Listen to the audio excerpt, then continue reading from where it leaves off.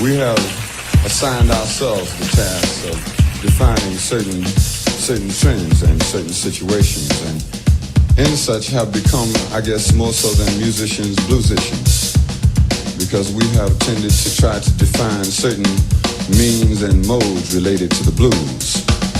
We attempted to define the lie detector blues. It's caught by Mayor Frank Rizzo. I understand that he is sick currently,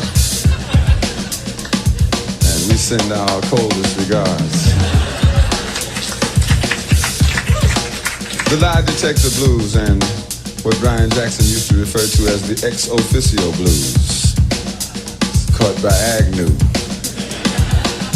Nixon, Terminal. And what we found ourselves becoming afflicted with over the past 6 months or so is the bicentennial blues.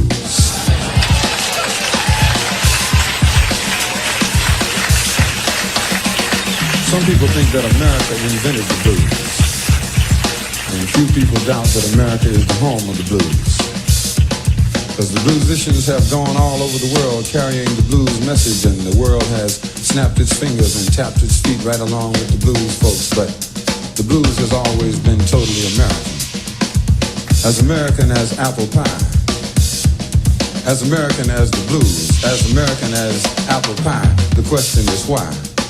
Why should the blues be so at home here? Well, America provided the atmosphere. America provided the atmosphere for the blues, and the blues was born. The blues was born on the American wilderness. The blues was born on the beaches where the slave ships docked. Born on the slave man's auction block. The blues was born and carried on the howling wind. The blues grew up a slave. The blues grew up as property. The blues grew up in Nat Turner visions. The blues grew up in Harriet Tubman courage. The blues grew up in small town deprivation. The blues grew up in big city isolation. The blues grew up in the nightmares of the white man. The blues grew up in the blues singing of Bessie and Billy and Ma. The blues grew up in Satchmo's horn, on Duke's piano, in Langston's poetry, on Robeson's baritone. The point is that the blues is grown. The blues is grown now, full grown, and you can trace the evolution of the blues on a parallel line with the evolution of this country. From Plymouth Rock to acid rock, from 13 states to Watergate. The blues is grown, but not the home. The blues is grown, but the country has not. The blues remembers everything the country forgot. It's a bicentennial year, and the blues is celebrating a birthday, and it's a bicentennial blues.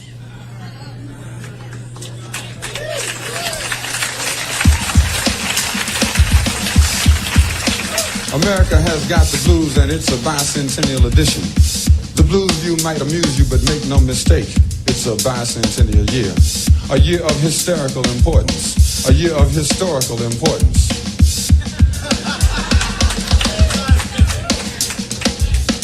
Ripped off like donated moments from the past. 200 years ago this evening. 200 years ago last evening. And what about now? The blues is now. The blues has grown up and the country has not. The country has been ripped off. Ripped off like the Indians. Ripped off like jazz. Ripped off like nature. Ripped off like Christmas. Manhandled by media overkill. Goosed by aspiring vice presidents. Violated by commercial corporations. A bicentennial year. The year, the symbol transformed into the BUY centennial. Buy a car, buy a flag, buy a map. Until the public in mass has been bludgeoned into bicentennial submission or bicentennial suspicion. I fall into the latter category. It's a blues year, and America has got the blues. It's got the blues because of partial deification of partial accomplishments over partial periods of time. Halfway justice, halfway liberty, halfway equality. It's a half-ass year.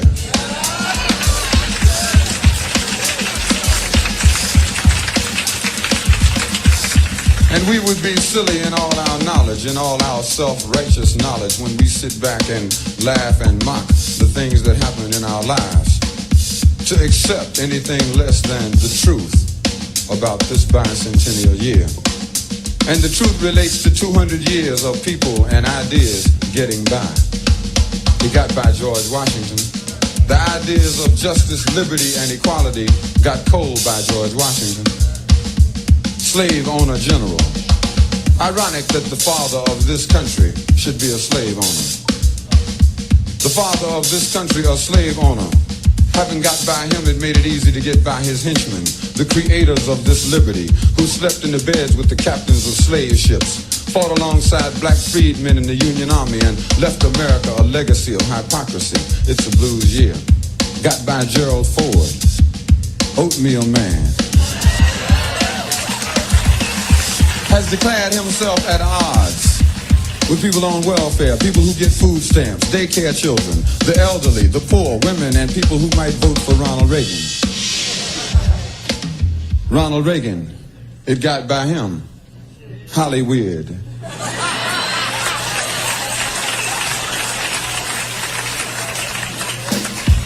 Acted like an actor, acted like a liberal, acted like General Franco when he acted like governor of California. Now he acts like somebody might vote for him for president.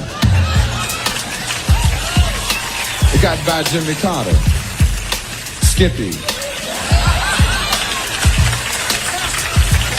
Got by Jimmy Carter and got by him and his friend the Colonel, the creators of Southern Fried Triple Talk,